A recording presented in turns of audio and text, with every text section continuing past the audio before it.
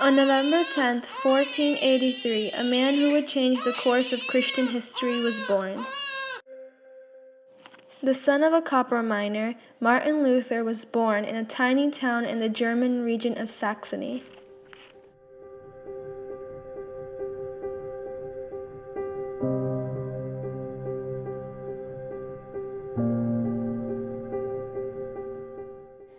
Due to his father's angry bursts of anger, as a child he felt guilty and fearful much of the time.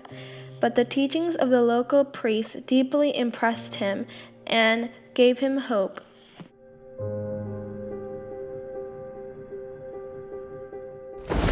When he was 21 years old, he narrowly escaped death when lightning struck nearby and knocked him down. "Saint Anne, help me! I will become a monk," he pleaded. Luther's father, who wanted his son to become a lawyer, was furious. As a monk, Luther tried desperately to win a peace of mind by confessing his sins and fasting. However, he still felt lost, sinful, and rejected by God.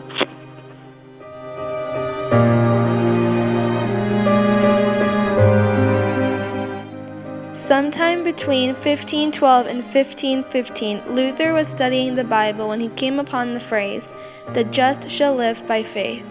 Suddenly he realized praying and fasting were not the keys to salvation, but instead, a strong faith in God was all that mattered. He said, "Thereupon I felt myself to be reborn and to have gone through open doors into paradise."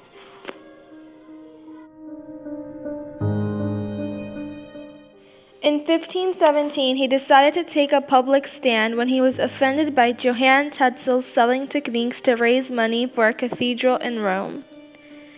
Luther was deeply troubled by Tetzel's tactics because he was claiming that these pieces of paper were a source of indulgence that could free a dead or alive sinner from purgatory. He wrote 95 theses attacking the corruption of the church. His 95 theses were printed into multiple copies, and within 6 months, Luther's name was known all over Germany. The Reform action, or religious crisis, in the Roman Catholic Church had begun.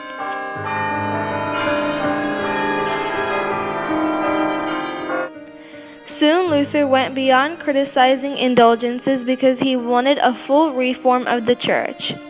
Luther believed people could not win salvation by their good work, but instead salvation was received by faith in God alone. Luther said all church teachings should be based on the words of the Bible and that the Pope was a false authority. Also, he preached that each person had a relationship with God and all people with faith are equal, thus meaning people didn't need priests to interpret the Bible.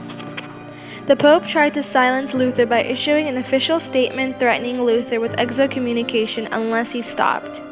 Luther didn't take back a word, and instead his students gathered around a bonfire and cheered as he threw the bull into flames.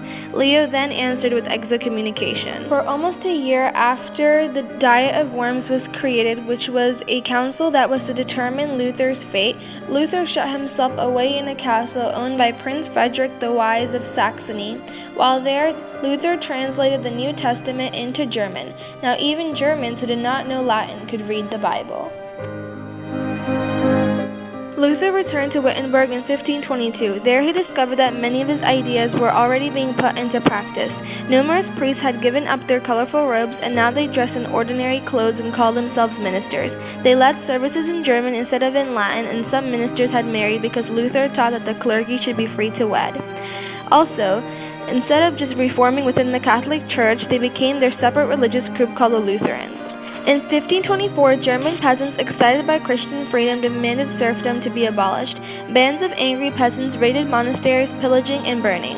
Luther was horrified by the peasants' revolt and insisted that he only wanted peaceful reform. He wrote a letter to the German princes urging them to show the peasants no mercy.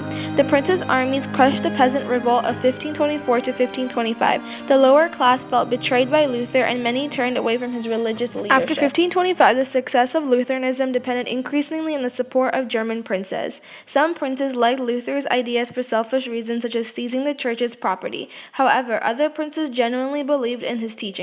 In 1529, princes loyal to the Pope agreed to join forces against Luther's ideas. Princes who supported Luther signed a protest against that agreement. From that time on, these protesting princes came to be known as the Protestants.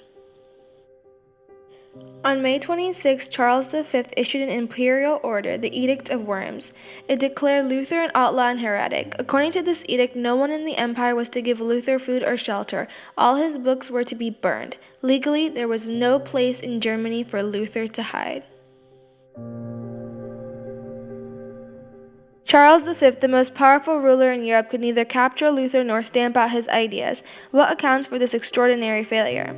Charles's huge empire was simply too much for him to govern effectively, and also the Germans resented sending their money to Rome. Luther was a hero. 9/10 of the people are shouting Luther, and the other 10 shouts, "Down with Rome."